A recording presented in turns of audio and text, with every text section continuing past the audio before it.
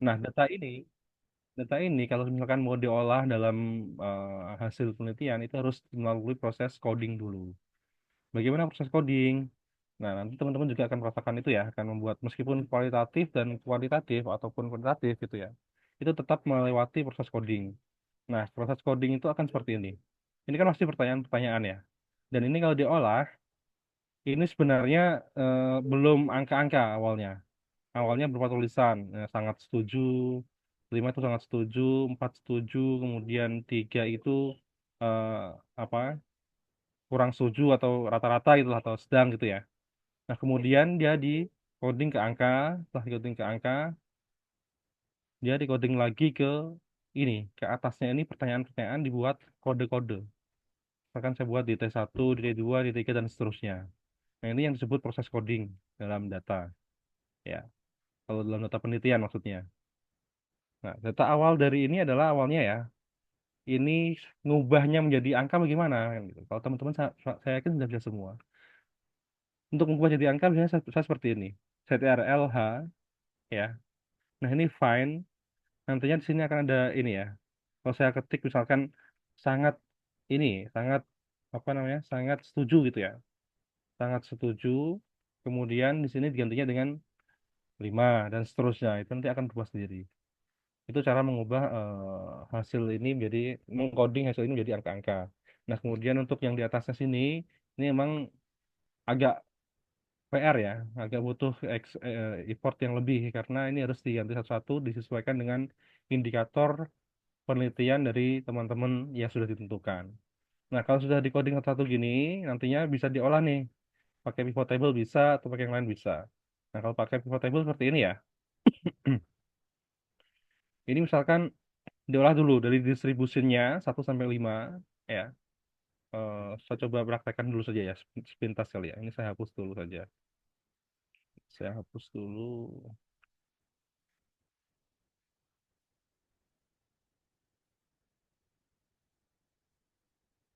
Ini coding sederhana ya, teman-teman ya. Coding sederhana, kita pakai memanfaatkan eh, pivot table tadi.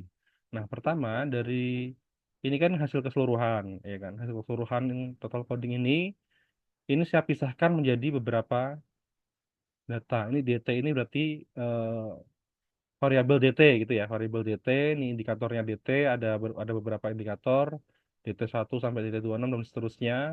Kemudian saya pisahkan lagi menjadi variabel DK-nya.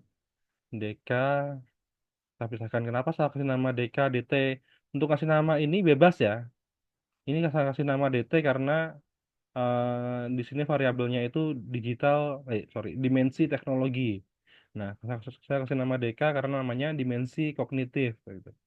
Saya kasih nama DE ini karena namanya dimensi ethical, etik gitu ya. Makanya saya sesuaikan. Tapi untuk memberi nama ini bebas, terserah kita sebagai peneliti atau sebagai pemilik data itu.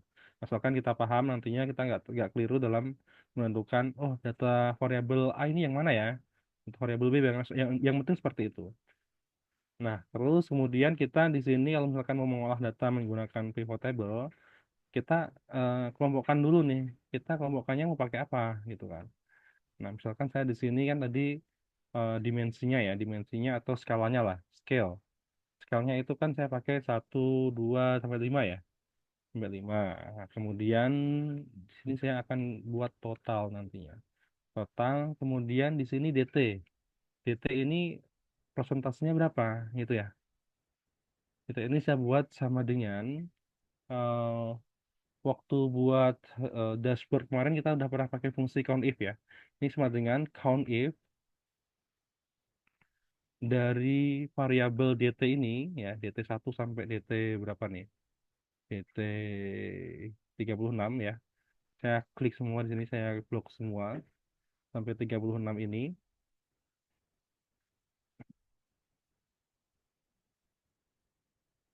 Oke, ke bawah.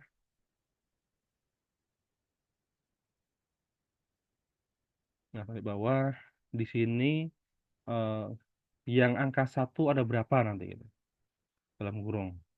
Ini biar nggak berubah, nanti akan saya copy paste, saya kasih tanda dolar di tengah-tengah sini ya. Oke, dan saya enter. Nah, ini muncul angka dari DT itu yang jumlahnya angka satu atau yang memberikan respon satu sangat tidak setuju ya intinya. Itu adalah 219 orang atau responden gitu ya. Nah, ini saya copy, kemudian ini saya rubah aja. Ini yang memberikan respon dua ada berapa gitu ya. Memakai fungsi if ya.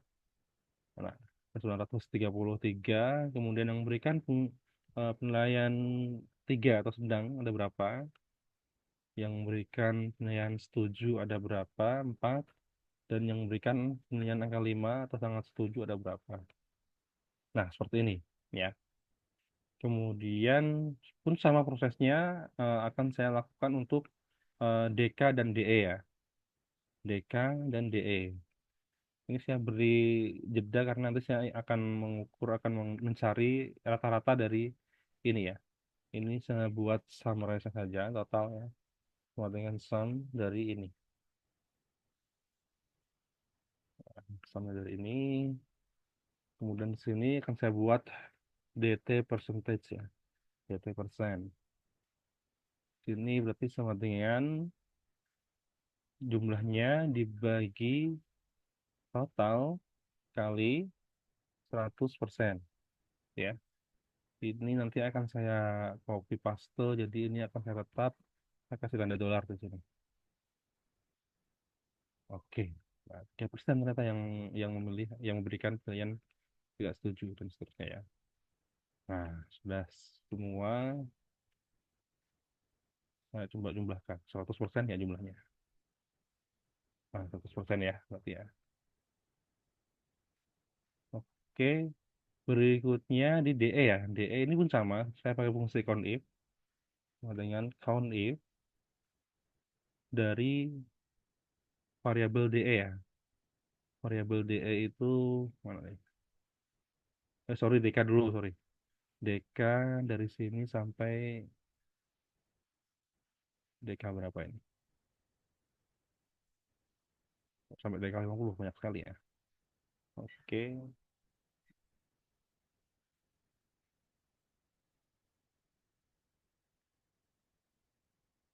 kita blok semua. Kemudian di sini saya kasih yang angka satu ada berapa gitu ya. Terus di sini biar nggak gerak-gerak selnya, saya kasih tanda dolar gitu.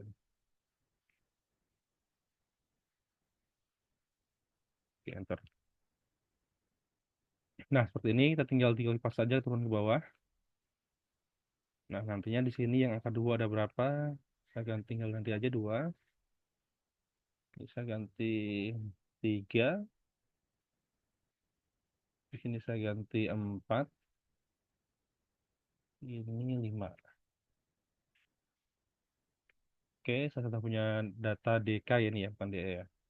DK. Kemudian saya sum di sini sama dengan sum. Oke, bisa tengahkan saja biar terpisah, mudah dilihat. Nah, di sini baru DK percentage ya. DK percentage.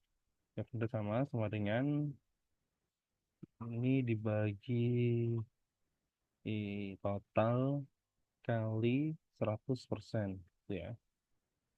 Dan di DI 9-nya ini akan jadikan membagi semuanya, berarti saya kasih tanda dolar. Oke, ini saya tinggal copy paste ya. Bawah, saya taruh di tengah. Nah, di sini sama dengan sum ya. Sum dari ini. Benar nggak 100%? Oh, 100% ya. Nah, baru terakhir DE. DE pakai fungsi yang sama, yaitu sama dengan count if dari DE ya, variabel DE. Variabel DE dari 1 sampai sampai 18.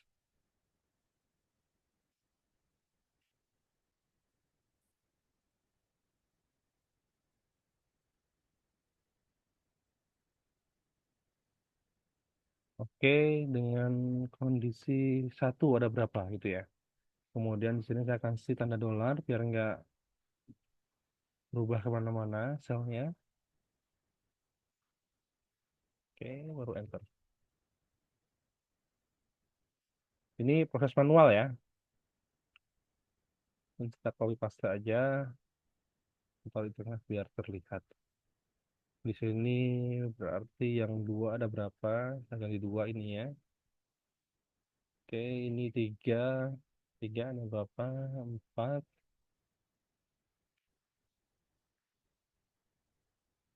Kemudian lima. Nah, sini totalnya ya. Sama dengan sum dari ini. Oke, terus di sini DE percentage. DE persen. Ya.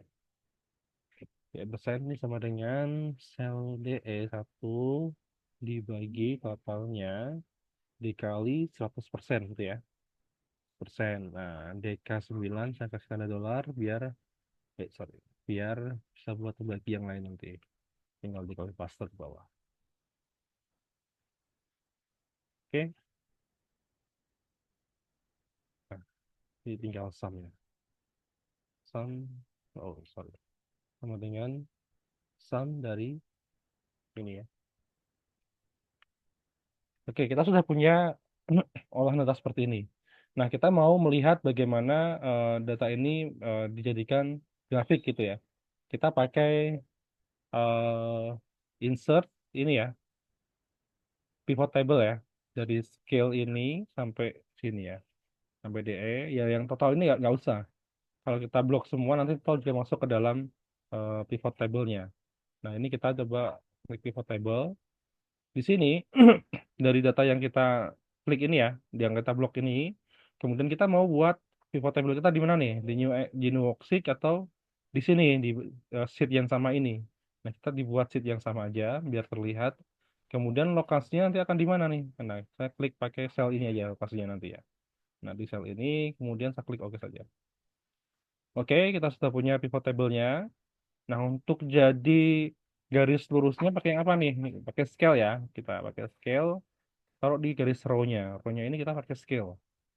Scale itu ke 1 sampai 5 ini ya. Scale. Sampai 5 nanti akan jadi row-nya.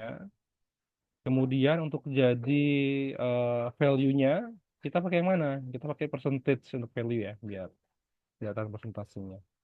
Oke, percentage, kita masukkan ke values sini. Nah, dia udah muncul mulai ini ya, value-nya ya. Kemudian DK percentage saya masukkan juga sebagai value-nya. Dan DE percentage-nya saya juga masukkan sebagai value. Oke, kita sudah punya tabel eh, pivot di sini. Nah, dari tabel pivot ini kita buat, nah ini ya, kenapa nggak saya masukkan total bawah ini? Karena dia akan otomatis muncul total di sini, di pivot table-nya ini. Ya, sum of jadinya. Kemudian saya mau buat yang namanya grafik dari tabel ini ya. Ini kita klik saja di salah satu eh, kolomnya atau kolomnya ya, atau selnya dari pivot table ini. Kemudian kita pivot table analysis ini. Nah, di sini kita ada pilihan pivot chart kayak atau recommended pivot chart yang mana aja lah. Kita buat pivot chart aja. Kita mau pakai pivot chart yang mana? Nah, misalkan yang ini. Saya lebih suka pakai yang ini deh. Dia lebih rapi sih seperti ini. Oke, saya pakai yang ini. Nah, kemudian dia muncullah seperti ini. Ya, tinggal diganti saja namanya nanti. Itu ya. Ini untuk manual pivot table ya. Jadi pengolahan data kuantitatif hasil kuesioner atau hasil survei bisa diolah seperti ini. Nantinya yang laki-laki berapa dan seterusnya.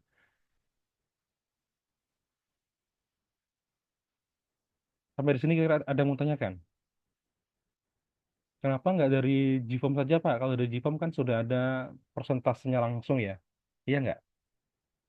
Nah, kalau yang dari GFOAM kan ada persentasenya langsung. Tapi kan kita untuk mengubah nama dari masing-masing, misalkan pie chart, nanti kan namanya pasti mengikuti dari yang kita buat. Nah, kalau kita pakai pivot, ini namanya bisa kita sesuaikan.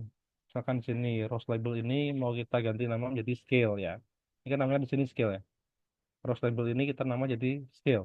Sama seperti ini. Itu bisa. Kemudian sum of DT persennya kita ganti nama nih. Misalnya kita nggak mau pakai sum of date. Kita mau ganti nama apa? Digital apa ya? Digital dimensi teknologi misalkan. Technological kalau kita pakai bahasa Inggris misalkan ya, technological dimension, misalkan seperti itu. Dimension. Enggak. Nah, di sini akan berubah juga nanti. Yang biru ini technological dimension. Jadi namanya bisa kita sesuaikan kalau kita pakai pivot. Tapi kalau pakai GFORM kan di pie chart-nya ataupun grafiknya kan namanya kalau kita membuat pakai bahasa Inggris ya nggak bisa karena tergantung dari pertanyaan atau format GFORM yang kita buat. Kalau bahasa Indonesia pasti munculnya akan bahasa Indonesia kan gitu ya. Itu kelebihan dari pivot ini. Nah, ini untuk analisis sederhana ya. Nantinya kalau misalkan analisis tentang bisa pakai mean, modus, dan seterusnya, itu bisa disesuaikan sendiri ya. Ini terkait pivot. Kemudian kita masuk ke ini ya, menggunakan SAM PLS. Oke, sebelum masuk ke ini, ada yang sudah tahu belum apa sih SAM PLS itu? Ada yang sudah pernah dengar ataupun sudah pernah membuka atau sudah pernah mencoba? Belum ya? Belum ada ya? Saya takutnya kebanyakan yang teman-teman overload saya takutnya. Di metodologi juga banyak tugas ya, ternyata ya. Oke, semalam ada yang chat, Pak, saya UTS-nya kayaknya ini Pak, telat ya masalah, tapi yang penting dikerjakan ya. Yang penting dikerjakan, melakukan overload, kita coba bahas sedikit pelan-pelan, sedikit-sedikit, yang penting teman-teman paham. SMPS ini fungsinya hampir sama dengan SPSS. Hampir sama dengan SPSS. Alat untuk mengolah data kuantitatif. Sebelum masuk prakteknya, saya coba bahas ini dulu aja kali ya. Apa sih SMPLS itu gitu ya? Terlihat ya, PPT-nya? Sudah, Pak. Terlihat ya. Jadi apa sih SMPLS itu? Gitu ya. Analisis kuantitatif metode SMPLS. Berikutnya, ini menurut Hair ya. Nanti saya punya buku digital punya Hair ini. Nanti saya kirimkan ke Nisa, nanti di share ke grup aja. Kalau mau baca gitu ya. Tapi kalau nggak mau ya silakan. Tapi nanti saya kirimkan e-booknya tentang Hair ini, tentang SMPLS ataupun pengolahan data kuantitatif gitu ya. SMLS ini offer much flexibility in handling various modeling. Jadi sangat menawarkan ini ya fleksibilitas dalam menangani model yang beraneka ragam. Kalau SPSS itu modelnya ya paling pengaruh antara A terhadap B gitu. Nah kalau SMLS ini bisa pengaruh antara A, B, C, D, dan E dalam konteksnya ada mediatornya atau apa sih yang lebih rumit seperti itu bisa kalau MLS. Apalagi yang simple kan gitu ya. Itu kalau MLS ya. Various modeling problems. Jadi banyak sekali model atau model yang rumit itu yang ditangani oleh SMPLS. Dalam situasi di mana metode itu gagal oleh aplikasi-aplikasi yang lain gitu. Nah, SMPLS bisa menjadi solusinya gitu ya. With complex model, ini dengan model yang kompleks atau model yang rumit gitu ya. Menggunakan sampel yang lebih kecil. Sampelnya ini kurang lebih 35 aja bisa menggunakan sampel S. Hanya 35 responden ya. Nah, untuk sampel S sendiri itu antara 35 sampai 250 sampel itu bisa. Nah, nantinya ada yang namanya CBPLS. Itu lebih tinggi datanya, lebih banyak datanya. Itu datanya data besar lah di atas 250. Itu bisa menggunakan CBPLS. Tapi data kecil bisa nggak pakai CBPLS? Ya bisa juga. Karena data yang besar bisa, apalagi yang kecil gitu ya. Itu kalau CBPLS. Jadi PLS ini banyak banyak jenisnya ya. Sorry, CB-SEM bukan CBLS. SEM ini banyak jenisnya ya. Ada PLS SEM, ada CB-SEM. Fungsinya hampir sama dengan SPSS, tapi ini bisa digunakan untuk model penelitian yang kompleks. Model penelitian yang kompleks itu yang seperti apa sih, Pak? Nah, nanti kita lihat ya. Definisinya, SEM itu sendiri adalah Structural Equations Modeling ya, atau SEM. Teknik analisis multivariat, generasi kedua yang menggabungkan analisis faktor dan analisis jalur. Nah, paham nggak kalau sampai di sini? Pak, analisis faktor itu apa, analisis jalur itu apa? Nah, saya takutnya menerangkan panjang lebar tapi belum paham sampai sini. Variabel laten, kemudian variabel teramati itu apa? Variabel laten itu yang variabel dependen, yang teramati itu yang independen. kalau di bahasa kualitatif yang sering kita pelajari. Ya, pengujian simultan. Nah, ini yang bisa diuji di STMPLS itu sendiri. Ada variabel laten, kemudian model yang kompleks itu bisa diuji. Ini sumbernya dari buku ini ya, ada Hayes dan ada Klein. Kemudian apa saja sih aspek atau komponen utama dalam STMPLS itu sendiri? Nah, ini definisinya tadi sudah ya. eh, Measurement model. Nah, ini measurement model dan structural model. Ini kalau di SPSS kita kan kalau penelitian kuantitatif itu ada yang sebelum meneliti nantinya eh, apa namanya kuesionernya itu diujikan dulu kan, diuji validitas dulu, divalidasi dulu lah istilahnya kan gitu. Nah, validasi itu kalau di SMPLS itu masuk ke measurement model ini, model pengukuran. Jadi di CMPLS ini lebih simpel. Dia cuma ada dua bagian pengukuran, yaitu measurement model dan model struktural. Kalau di SPSS kan banyak ya. Nantinya uji validitas, kemudian setelah uji validitas, uji apa lagi? Uji T, uji R, lihat standar deviasi seperti apa, kemudian dan seterusnya dan lain sebagainya gitu kan. Nah, kalau di CMPLS ini cuma disederhanakan menjadi dua bagian saja.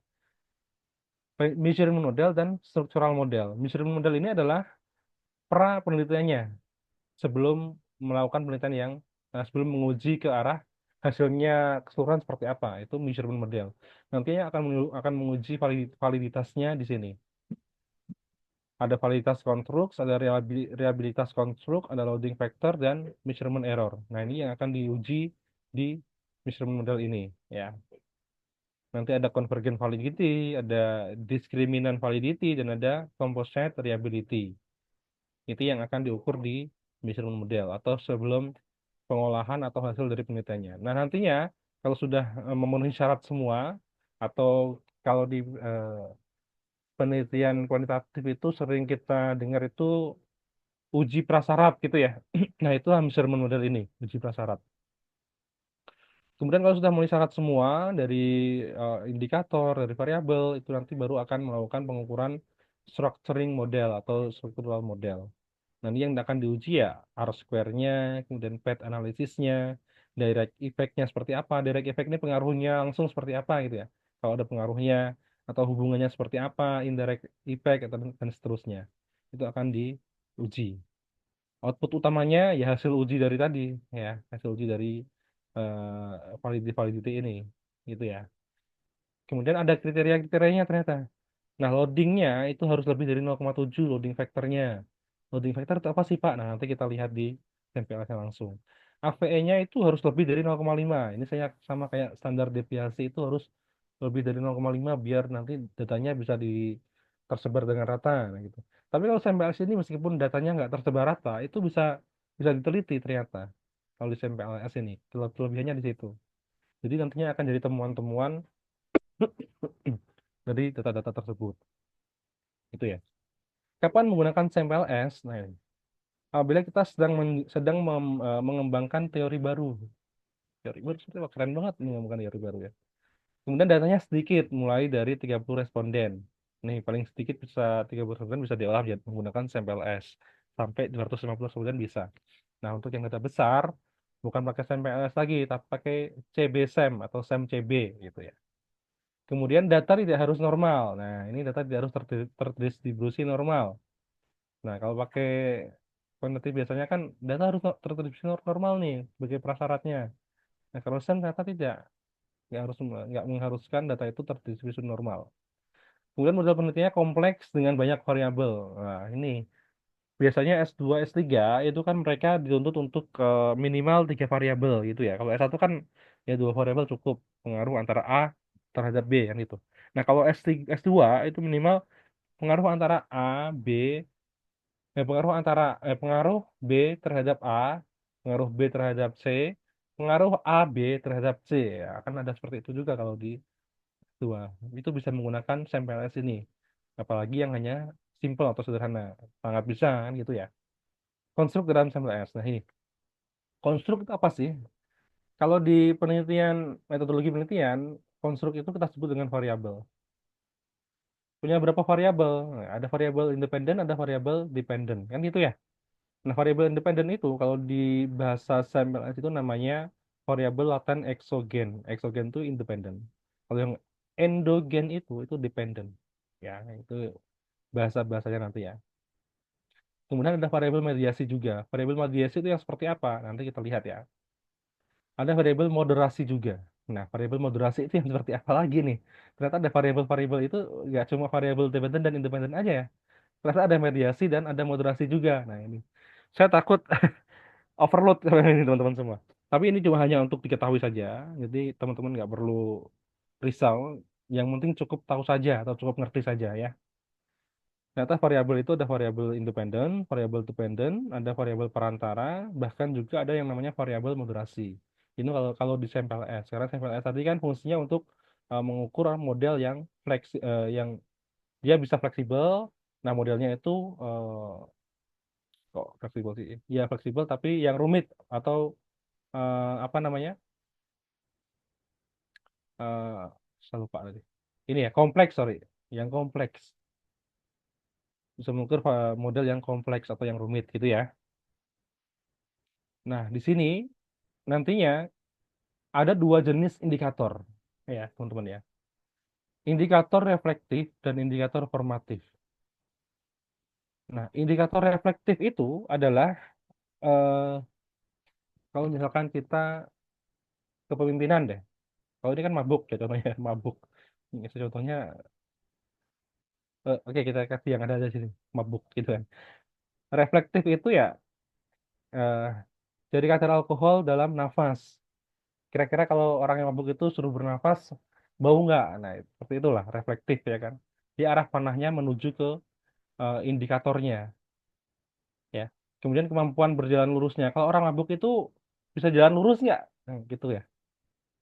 Kemudian kecepatan bereaksinya. Kalau orang mabuk itu kira-kira kalau merespon kita ajak bicara itu bagaimana? Itu indikator reflektif. Arah panahnya menuju ke indikatornya. Nah, kalau yang formatif, ini yang menyebabkan arah panahnya menuju ke variabelnya. Dari indikator menuju ke variabel. Nah, nah, kalau indikator formatif ini tidak saling berhubungan. Misalkan salah satu ini dibuang ya nggak masalah gitu kan. Yang lain masih bisa menjadi penyebab dari mabuk itu gitu. Kalau variabel formatif ini. Minum wine atau anggur, minum bir, minum vodka itu indikator formatif dari mabuk itu. Atau mungkin makan kecubung gitu ya. Ngisap ganja misalkan seperti itu. Ini contoh yang mudah untuk dipahami aja sebenarnya. Nah, nanti kalau di misalkan kepemimpinan, nah itu reflektifnya apa kalau pemimpinan? Reflektifnya mungkin ya bisa jadi guru mempunyai kinerja yang baik, ya kan? Kemudian eh, apa namanya mutu sekolah itu baik, manajemen sekolahnya baik, dan seterusnya lah. Dampak ataupun yang menjadi reflektif dari kepemimpinan itu. Nah, kalau yang indikator formatifnya, misalkan dalam satu minggu kepala sekolah saya mengunjungi kelas sebanyak satu kali. Nah, dalam satu bulan, kepala sekolah saya melakukan pelatihan terhadap guru-guru sebanyak 4 kali. Misalkan indikatornya seperti itu. Itu indikator formatif. Jadi apa yang menyebabkan kepemimpinan itu bagus? Kan gitu ya. Itu bedanya indikator reflektif dan formatif. Ditandai dengan tanda panah. Kalau reflektif itu dari variabel, ini mabuk ini variabel ya, menuju ke reflektif ya. Kalau yang formatif dari indikator menuju ke variabel. Itu bedanya indikator reflektif dan formatif. Nah, ini yang sederhana, yang simple, yang sering kita lakukan di S1, pengaruh antara variabel A terhadap variabel B atau hubungan variabel A terhadap variabel B. Itu ya. Ini contoh hubungan yang konstruk yang sederhana. Menjelaskan operasionalisasi konstruk, menentukan kualitas pengukurannya seperti apa. Nah, untuk validitas, kalau di metodologi penelitian atau penelitian kuantitatif yang sering kita pelajari di mata kuliah S1, eh, istilahnya uji validitas ya, itu menggunakan convergent validity. Nah, nantinya di SEM itu akan ada yang namanya loading factor, ada namanya AVE atau average variance extracted, dan ada cross loadingnya. Itu ya. Ini nanti syarat-syarat untuk pengukurannya. Nah, nanti kita lihat ini sambil lihat di SEM-nya. Ini nanti dalam melakukan uji validitasnya nanti kita sambil lihat prasyarat ini. Ini dari Hare ya, dari bukunya Hare. Ya, ini dari Hare, dari Hensler juga dan seterusnya. Oke, kalau hanya melihat seperti ini saya rasa tidak mudah untuk pahami, akan malah bingung nantinya. Langsung kita praktek saja kali ya.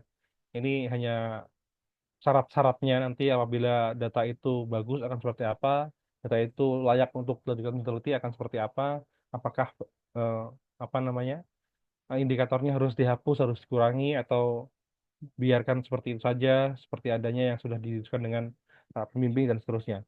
Nah, ini tadi yang saya mau bilang, ini ada yang namanya variabel mediasi dan variabel perantara atau moderating. Ya, variabel mediasi itu seperti ini. Pengaruh kan bisa langsung harusnya ya, pengaruh antara A terhadap C. Tapi di sini melalui B dulu. Nah, ini namanya B ini variabel mediasi. Pengaruh antara A terhadap B, kemudian pengaruhnya terhadap C. Nah, itu mediasi. Nah, kalau moderating atau moderatornya ya, nah itu di sininya nih, tengah-tengah garisnya. Jadi bukan langsung ke variabelnya, tapi variabelnya ini ada andil terhadap bisa mempengaruhi bahwa variabel X ini terhadap Y, tapi di prosesnya gitu. Oke, saya langsung masuk ke nih, ke SAMPLS-nya ya.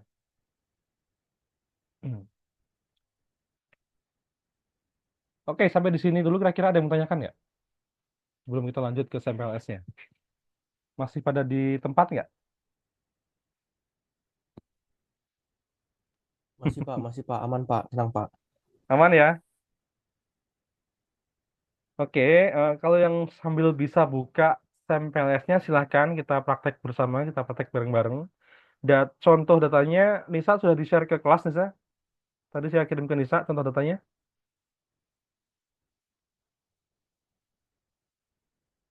Nisa, Udah Pak. sudah ya? Jadi sudah ya? Nah, kalau sudah bisa buka SAMPLS-nya, bisa sambil praktekin. Data yang saya punya, tadi data ini ya. Ini. Tapi yang saya kirimkan tadi sudah dalam bentuk CSV ya. Nah, ini masih dalam bentuk Excel-nya. Ini hasil data dari hasil penelitian ya. Ini JK ini jenis kelamin. Ini namanya coding tadi ya. Sudah di coding ya. Ini JK ini jenis kelamin, kemudian pendidikan ini tingkat pendidikannya 1 SD, 2 SMP, 3 SMA, 4 S1, 5 S2 dan seterusnya. Ini nggak berpengaruh signifikan, hanya nanti dibuat grafik saja. Kira-kira responden dengan pendidikan A berapa dan kemudian B berapa gitu ya. Nah, CE1, CE2, CE3 ini awalnya pertanyaan yang sudah di coding ya. EWAM juga sama, awalnya pertanyaan yang sudah di coding, PD pun sama dan BA pun sama. Pertanyaan yang sudah dirubah menjadi kode-kode seperti ini ya. Kode ini bebas, nggak harus ada ketentuan tertentu, tapi yang penting yang punya data itu paham bahwa ini ya, mempresentasikan variabel apa gitu ya. Jangan sampai sudah coding lupa, oh ini variabel apa ya? Jangan seperti itu. Oke, setelah data seperti ini saya rubah ke dalam bentuk CSV ya. Nah, nantinya kalau punya data dari hasil GForm, kalau mau membentuk ke CSV seperti apa? Nah, kalau sudah di coding, kalau mau dimasukkan ke sampel S ataupun SPSS atau yang lainnya, biasanya yang diterima itu CSV atau enggak note ya. Data note gitu, data note apa lagi istilahnya gitu. Nah, kita kalau mau nyimpen seperti ini, kita di file ini, kemudian langsung saja di sini save as. Di sini save as-nya diganti ke CSV ya. CSV yang ini koma delimited, delimited sorry. CSV koma delimited. Nanti kalau udah oke, tinggal di save aja mau di save di mana. Gitu ya. Berhubung saya save, saya nggak perlu save lagi. Datanya sudah saya kirimkan ke teman-teman semua ya. Nah, kita bisa langsung menggunakan data itu ke dalam sampel S kita. Kalau sudah buka, silakan diikuti. Nah, di sini tampilan sampel S kalau sudah buka, di sini ada new project, ada new pet model. New pet model ini untuk membuat model penelitian kita, tapi dengan data yang sudah kita masukkan sebelumnya. Ini data ECSI, data KLS, ini sudah masukkan. Misalkan saya buka data ini ya. Datanya ada dari CSP ya. Ini ada 80 responden, 80 records. KLS ini kalau kita buka ya misalkan seperti ini. Nah, ini datanya seperti ini. Sudah ada yang missing berapa, yang missing nol semua, ini nomornya. Kemudian mainnya berapa, mediannya berapa, minimal minimalnya berapa, itu ada semua ya. Minimal yang muncul datanya ada satu, dua, dan seterusnya. Kemudian maksimalnya berapa, ada standar deviasi juga ada ini. Standar deviation sudah muncul semua. Kemudian Exus kurtosasnya udah muncul semua, Skunasnya juga udah ada semua. Dan langsung seperti ini. Nah, untuk modelnya, nah modelnya seperti ini ternyata. Variabel CE ini yang ini ya, yang kompleks ya, yang rumit ya, yang nah nanti kalau misalkan teman-teman hanya punya dua variabel lebih mudah pakai ini pun bisa. Nah, ini yang ada empat variabel nih. Ini untuk S3 sebenarnya. Variabel CE ini dengan indikator-indikatornya. Variabel PD dengan indikator-indikatornya, variabel EWAM dengan indikatornya dan seterusnya. Nah, ini yang sudah saya punya ya. Nah, sekarang kita coba buat project yang baru. Kalau buat project baru bagaimana sih Pak? Gitu ya. Kalau sudah ada yang buka, silahkan buka. Nah, ini sini ada create a new project di atas sini ya. Silakan klik create new project ya. Create new project, sini kasih nama. Untuk kelas ini saya kasih nama belajar ya. Projectnya belajar. Nah, klik OK. Nah, sini muncul di sini belajar ya. Ini double klik to input data. Oke, kita double klik datanya tadi ini ya, yang data saya kirimkan tadi ya. Benar nggak nih? Data contoh intervening mediasi. Excel, separated values file. Ya, oke, betul berarti. Saya masukkan data ini. Oke saja langsung. Nah, di sini datanya langsung muncul seperti ini. Keren banget nih. Langsung muncul nih jaga pendidikan, CE 1 berapa, kemudian missingnya ada berapa. Ternyata tidak ada data yang missing ya. Datanya semuanya bagus ya. Kemudian mainnya ada berapa, medianya ada berapa, minimal munculnya ada berapa, maksimalnya ada berapa. Nah, ini udah otomatis seperti ini, luar biasa banget. Langsung saja kita pakai datanya. Nah, kalau mau pakai data ini, kita tinggal copy ke clipboard ini. Copy ke clipboard, ya. Kemudian kita buka Excel. Kita pindahkan ke Excel. Misalkan ini. Kita buka Excel ya. Misalkan. Nah, data ini nantinya kita simpan satu-satu. Ya, untuk keperluan nantinya kita pindahkan ke skripsi kita atau penelitian kita. Itu ya. Di Excel ini saya copy paste aja di sini. Ini data awal itu ya. Rename data. Loh, kok di situ? Di sheet ini di rename data awal. Oke. Kita udah punya data awal di sini. Udah terlihat semua ya. Jadi nggak perlu pakai yang manual tadi ya. Pakai rumus-rumus manual tuh nggak perlu. Data udah muncul semua. Dari indikator CE 1 rata-ratanya ada berapa, yang nilai tengah-tengahnya ada berapa, median ya. Kemudian minimumnya ada berapa yang muncul. Ternyata dua bilang minimum. Kemudian maksimalnya ada berapa, lima yang paling maksimum, yaitu sangat setuju, dua kurang setuju gitu ya. Standar deviasinya pun sudah ada di sini, standar deviasi. Luar biasa sekali, sangat memudahkan gitu ya. Kemudian kita balik lagi ke PLS. Nah, ini kan datanya sudah terolah seperti ini, data awalnya, ya kan? Kita mau buat modelnya seperti apa? Oh iya, biar hari ini nggak kebanyakan atau nggak tambah bingung, hari ini kita sampai ke eh, ini aja ya, pengukuran awal saja ya. Kemudian minggu depan kita lanjut ke pengukuran lebih lanjut gitu ya. Nah, hari ini kita sampai ke yang ini, yang belum sampai yang struktural model. Di sini, kalau kita mau buat modelnya, di gambar ini nih, gambar model ini, belajar ini, yang ada bulat terus ada eh, menjabar dua ini kita double klik saja di sini. Double klik. Nah, di sini akan muncul kanvas. Di sebelah kanan ini sebenarnya nggak terlalu berpengaruh. Ini hanya untuk mengubah tampilan warna kanvasnya seperti apa, hurufnya akan besar kecilnya seperti apa, bold, italic, dan seterusnya. Nah, ini kita bisa close saja ini, yang sebelah kanan ini. Close saja. Nah, kanvasnya sudah muncul. Kemudian di bawah ini ada indikatornya. Nah, kita klik blendin ini, indikator disaring di sini. Nah, ini muncul indikatornya nih. JK ini jenis kelamin, pendidikan, CE, dan seterusnya. Nah, kalau kita mau buat modelnya di Canva ini, kita tinggal klik saja. Pertama saya mau variabel CE ya. Ini saya blok saja. Saya blok semuanya sampai CE5 ya. Kemudian saya geser saja nih, tinggal digeser, ditarik ya ke bagian Canva-nya. Nah, oke, sudah muncul nih pattern-nya. Kalau mau ganti nama, tinggal diklik kanan, rename. Nama variabelnya apa? Terserah dari teman-teman ya. Saya kasih nama CE aja, biar mudah di itu. Misalkan variabelnya kepemimpinan ya, tinggal ganti kepemimpinan dan seterusnya, itu ya.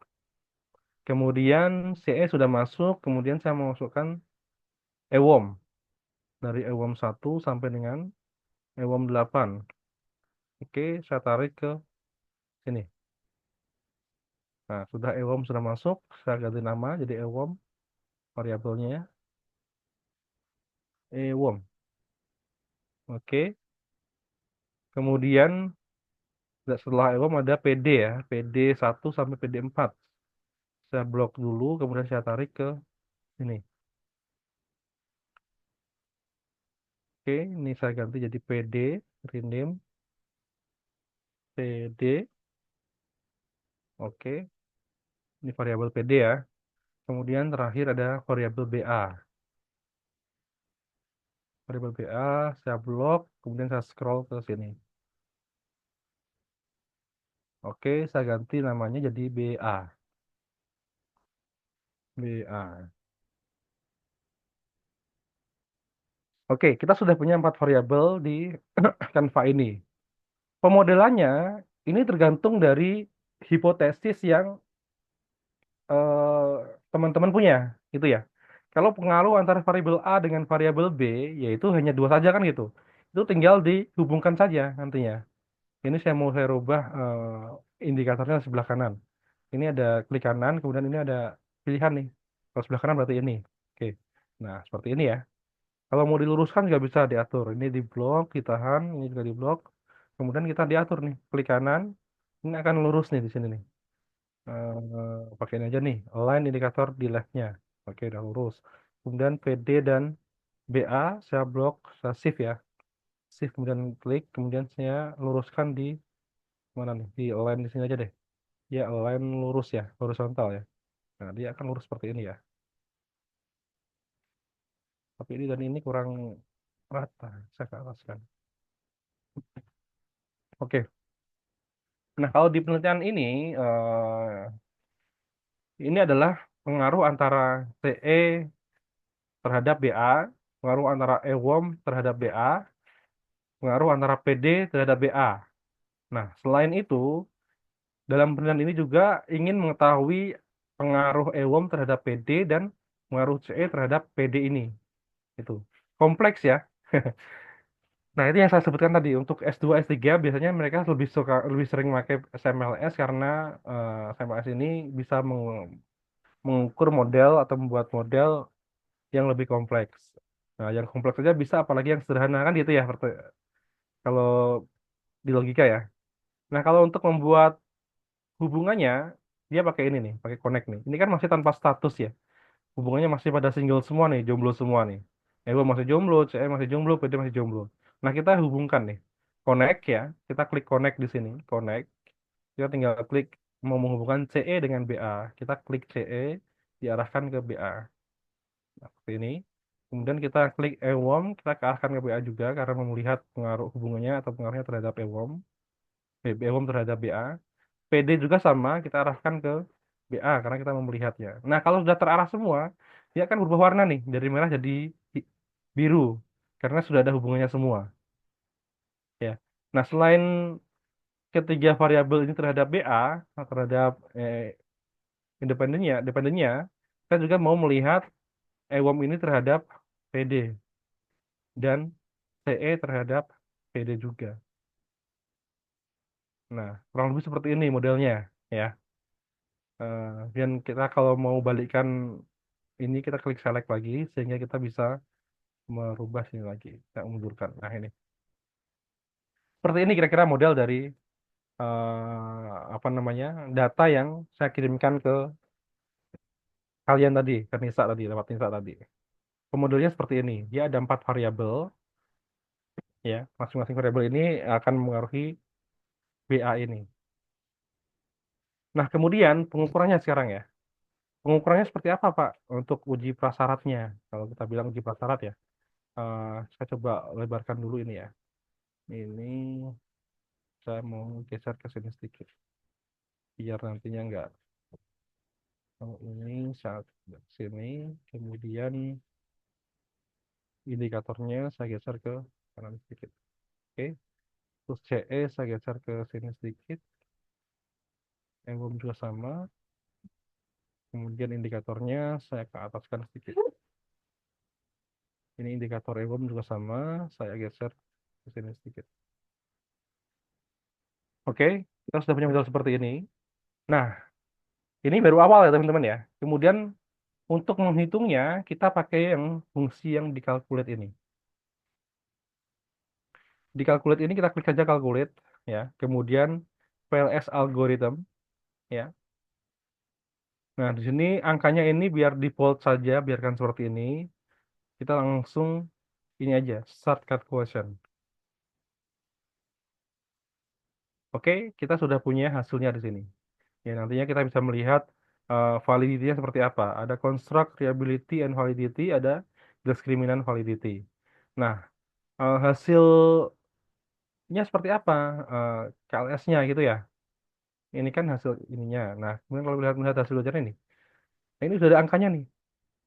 Ada yang 0,5, ada yang 0,8, ada 0,8, 0,7 dan seterusnya. Ini maksudnya apa, Pak? Itu ya. Nah, ini maksudnya kita melihat dari tadi ini syaratnya di sini tadi nih. Kan ada syarat-syarat tadi ya.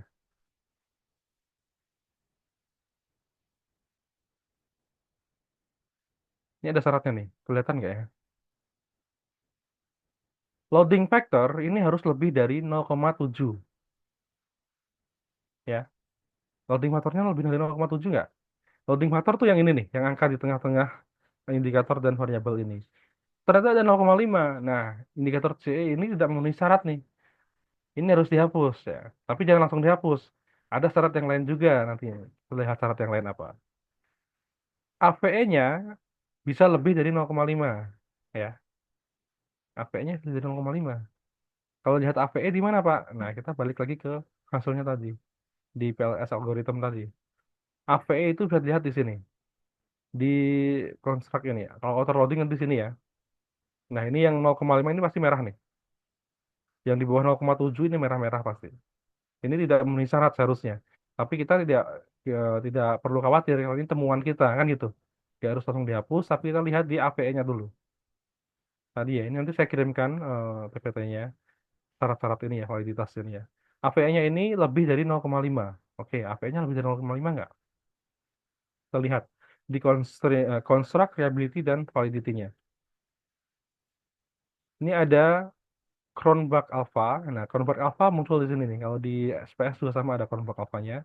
Ada ROE, ada Composite Reliability, ada Average, Variance, Exact. Nah, ini AVE nih. AVE ya. AVE-nya 0,5, lebih dari 0,5. Nah, ini ada yang 0,5 pas nih. 0,504. Ini lebih dari 0,5 meskipun 0,504 nih. Ya kan? Ini tetap bisa kita pakai ya. Tetap bisa kita pakai. Ini jangan metrik deh, data aja deh. 0,504. Kan tadi kan lebih dari 0,5 ya. Tapi kalau mau aman, silakan dihapus nggak apa-apa. Nanti average-nya dari EWOM ini dihapus aja. Itu ya, kalau mau aman. Tapi kalau melihat dari syarat ini tadi, ini sudah melebihi dari 0,50. Itu ya. Karena sudah melebihi, kita nggak perlu hapus, nggak masalah. Itu ya. Kemudian cross-loadingnya. Cross-loadingnya ini harus lebih besar dari loading konstruk lainnya. Cross-loading itu yang mana sih, Pak? Itu ya. Kita lihat cross-loadingnya. Cross loading, mana cross loadingnya? Ini cross loading ya. Ya di diskriminan validity. Ini ada cross loading di sini. Kita coba lihat cross loadingnya. Nah, untuk melihat itu, kita pindahkan dulu ini ke Excel biar mudah dibaca. Tapi kalau nggak dipindahkan juga nggak masalah sebenarnya. Nah, kalau mau dipindahkan, sama kita ke Excel format ya. Excel format, terus kita masuk ke Excel tadi. Kita di sini tambah saja, terus kita copy paste di sini. Nah, ini kita ganti nama cross loading gitu ya. Cross loading, oke. BA, BA, ini atas BA, bawah BA juga. Kita kasih tanda ya, kita kasih warna kuning misalkan. Dan CE, CE, berarti ini sampai sini, CE, kita kasih warna biru misalkan ya. Kemudian EWOM, EWOM di sini, EWOM sampai 8, ini EWOM. Kita kasih warna coklat misalkan ya. Kemudian PD di sini. Oke, PD kasih warna hijau deh. Nah, syaratnya tadi apa? Kita coba lihat syaratnya lagi ya. Syaratnya tadi, kalau yang cross-loading ini, harus cross-loading konstruk sendiri itu harus lebih besar dari loading ke konstruk lain. Nah, maksudnya ini, cross-loading BA sendiri dengan BA ini harus lebih besar dari cross-loading ke konstruk lain. Ke CE, ke EWOM, ke PD. Nah, ini kan kalau kita lihat ini lebih besar dari ini semua ya kan? 0,9, 0,7, 0,7, 0,8, 0,8. Kalau dengan CE ini 0,3 dan seterusnya. Dan EWOM juga sama, lebih kecil, lebih besar BA-nya dengan BA. Nah, crossholding CE dengan CE ini di yang warna biru ini lebih besar dari crossholding CE dengan BA, CE dengan EWOM, dan CE dengan PD. Bedanya seperti itu ya. Crossholding EWOM dengan EWOM ini lebih besar dari crossholding dengan yang lainnya. Crowding PD dengan PD ini lebih besar dari crowding yang lainnya. Cara bacanya seperti itu. Berarti ini memenuhi syarat semua. Oh, berarti indikator tadi tidak perlu kita hapus karena dari eh, syarat yang lain memenuhi syarat dari syarat crowding dan juga syarat AVE tadi. Meskipun di eh, apa namanya outer loadingnya ini tidak memenuhi syarat yaitu 0,5. Nah, minimal kalau outer loading kan syaratnya ini ya minimal 0,7 ya, atau harus lebih dari 0,70. Ternyata memenuhi syarat di sini. Gitu ya. Ini ya tadi ya. Jadi cross loadingnya, outer loading kalau bilang kita bilang di sini. Outer loadingnya yang merah-merah ini nggak perlu kita hapus ternyata. Karena di syarat-syarat yang lain ternyata memenuhi gitu ya. Tapi kalau mau cari aman ya mau dihapus silahkan gitu ya. Akan lebih aman kan gitu. Tapi kalau misalkan tetap mau dipertahankan,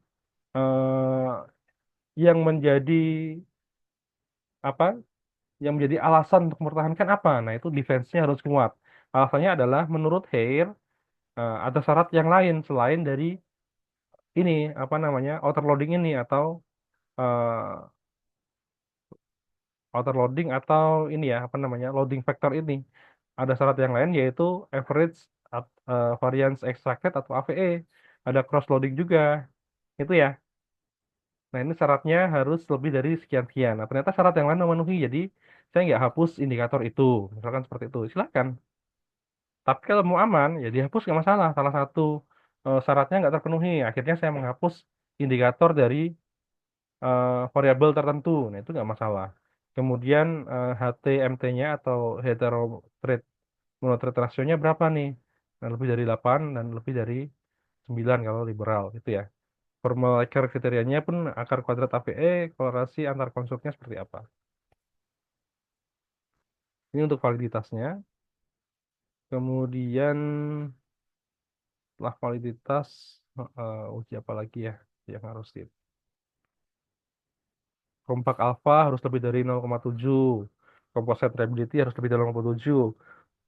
ROA-nya harus lebih dari 0,7. Kita lihat ya. Kita lihat nih reliabilitasnya.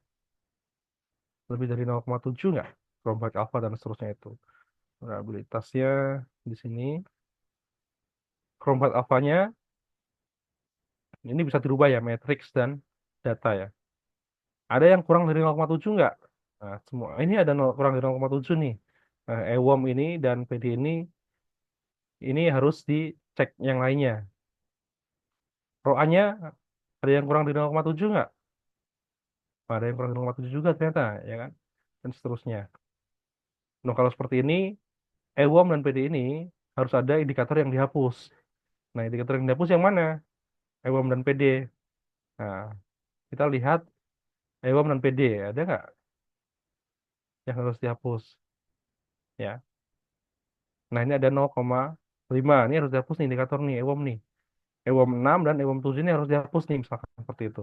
Atau bahkan mungkin yang EWOM 2 ini harus dihapus. Caranya seperti itu ya. Terlihat di sini yang lebih eh, terlihat lagi di outer loadingnya ini.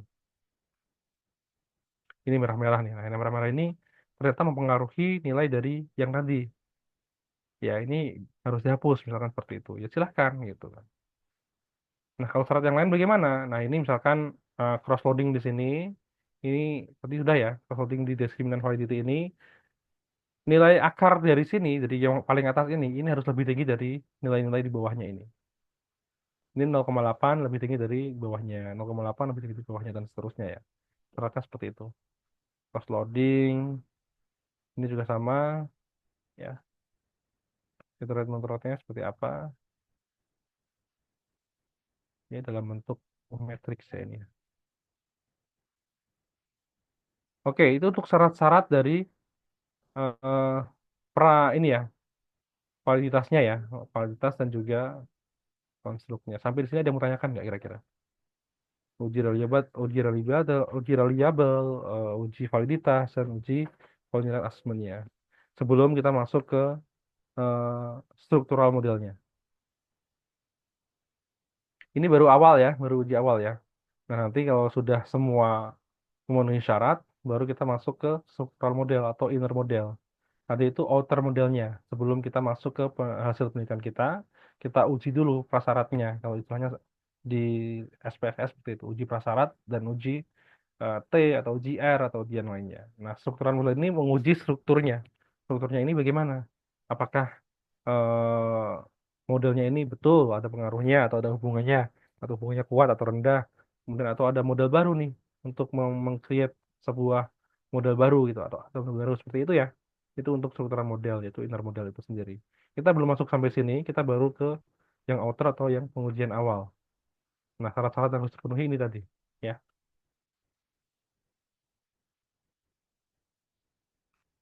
Oke, sampai di sini Anda menanyakan?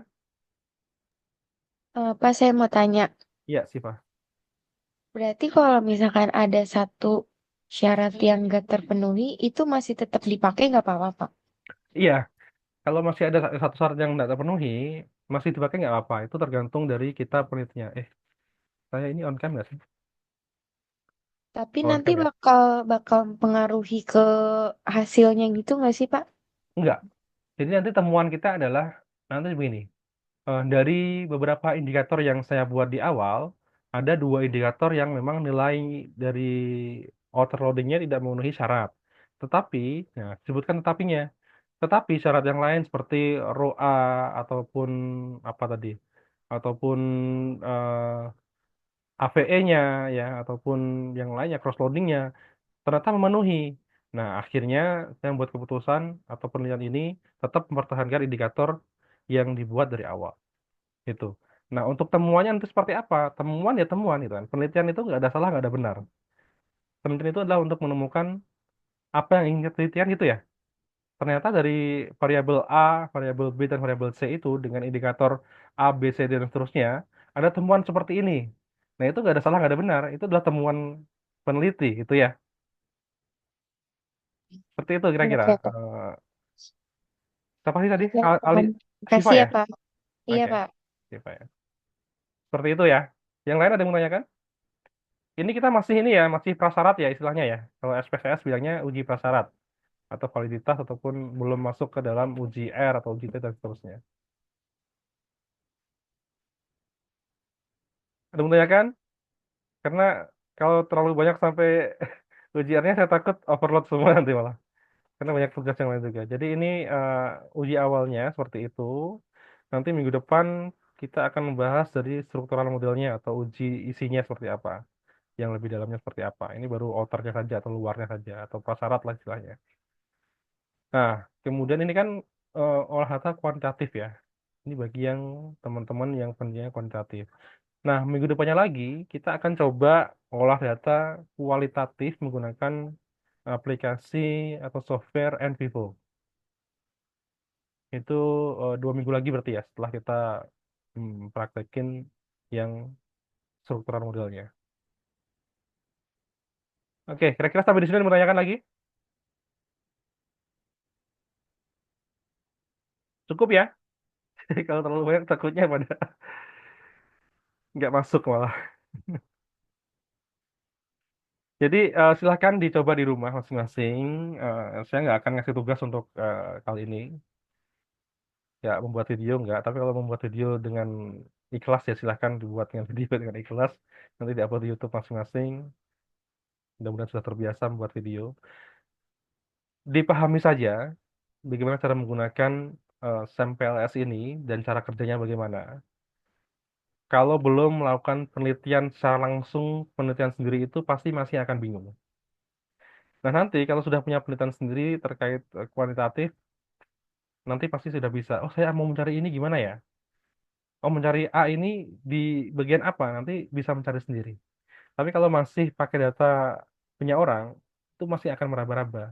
Karena belum paham konteks data itunya mengarah kemana dan apa. Itu ya, itu data penelitian saya, jadi mungkin belum paham itu arahnya kemana kalian. Gitu. Cuma nggak masalah itu saya sebar ke kalian, karena kalian mau rubah apapun saya sudah punya datanya sendiri. Itu ya. Jadi untuk olah kuantitatif itu prosesnya adalah misalkan pakai GFOAM ya, data yang sudah didapat dari berupa angka-angka atau skala Likert, nanti kalian coding dulu. Kalau dari GFOAM kan berupa pertanyaan-pertanyaan ya. Nah, dari pertanyaan itu di coding mungkin yang bisa dipahami saja atau yang mudah dipahami oleh kalian. Setelah di coding nantinya kalian olah itu. Kalau menggunakan sampel S ya dirubah datanya dari Excel menggunakan CSV dulu. Nah, nanti kemudian baru diolah di situ. Atau kalau mau menggunakan manual pakai pivot table atau rumus-rumus Excel yang lain ya silahkan. Yang mudah kalian saja. Atau mau pakai SPSS ya silahkan. Gitu. Nah, kalau yang saya tanya ke banyak ya yang sudah lulus. Kalian ini olah data sendiri atau pakai jasa nih? Kebanyakan pakai jasa ternyata. Sayang sekali itu maksudnya. Kan aplikasinya sudah ada. Meskipun ini saya nggak mewajibkan kalian untuk ini ya, untuk install di laptop masing-masing ya. Karena ini bukan resmi, eh, aplikasinya, softwarenya bukan resmi. Tapi bisa dimanfaatkan untuk pakai belajar lumayan. Dan untuk mengolah data pun bisa gitu. Dan saya dalam belajar biasanya pakai ini untuk mengolah datanya gitu. Dan ini seumur hidup bisa dimanfaatkan soalnya. Nggak ada limitnya ini, software ini. Karena ini hasil crack dari teman-teman dosen yang lain soalnya. Ya, hasil crack dari teman-teman dosen yang lain. Jadi kita manfaatkan bersama hasil ini untuk keperluan belajar maupun mengolah data penelitian kami gitu. Nah kalau kalian, saya nggak memaksa ya. Mau install silakan, dimanfaatkan untuk penelitian silakan. Yang jelas ini bisa mempermudah penelitian ataupun skripsi kalian dan dalam dalam hal belajar memahami bagaimana cara kerja sampel S ini. Kurang lebih seperti itu. Jadi saya nggak memaksa untuk install di softwarenya, maka saya nggak akan memberikan tugas membuat video, gitu ya. Karena saya nggak memaksa kalian untuk install. Kalau yang bisa install silakan, kalau yang nggak ya silakan. Yang penting kalian paham bagaimana cara mengolah data kuantitatif ini. Itu ya. Oke, kalau nggak ada yang mau tanyakan lagi, hari ini akan saya akhiri sampai di sini terkait author model ya atau measurement model tadi. Jadi melihat bagaimana variabel-variabel ataupun dengan indikator-indikatornya itu bisa diteruskan untuk diolah lebih lanjut atau tidak. Ada beberapa syarat tadi, nanti PPT-nya saya kirimkan ke Nisa untuk di-share ke kelas. Syarat-syaratnya itu seperti apa, terkait RO-nya seperti apa, kemudian convert apa-nya seperti apa, harus berapa yang harus dipenuhi untuk bisa diteruskan, ya, loading outernya minimal berapa dan lebih dari berapa untuk bisa diteruskan seperti itu. Tapi meskipun loading outer itu tidak lebih dari 0,7, bisa dilihat dari indikator-indikator yang lain. Oh, ternyata untuk mempertahankan indikator ini ada syarat yang lain yang sudah terpenuhi. Nah, untuk itu saya tidak menghapus indikator ini. Kan seperti itu boleh. Karena itu temuan kita, ya. Oke, ada yang mau tanyakan lagi sampai di sini? Cukup ya? Kalau cukup silahkan belajar mandiri aplikasinya itu, softwarenya itu dengan data yang sudah dapat dari saya. Atau kalian punya data sendiri ya silahkan pakai data kalian sendiri. Jadi lebih mudah dan lebih meresapi lah untuk dipahami dari softwarenya. Gitu ya, kalau sudah cukup, saya akhiri sampai di sini. Terima kasih sudah bergabung dalam kelas ini. Mudah-mudahan pertemuan singkat ini ada manfaatnya dan bisa bermanfaat untuk teman-teman semua untuk membantu mempermudah penelitian atau skripsinya nanti, mudah-mudahan. Terima kasih, mohon maaf atas kesalahan-kesalahan saya ataupun kata-kata saya yang kurang berkenan.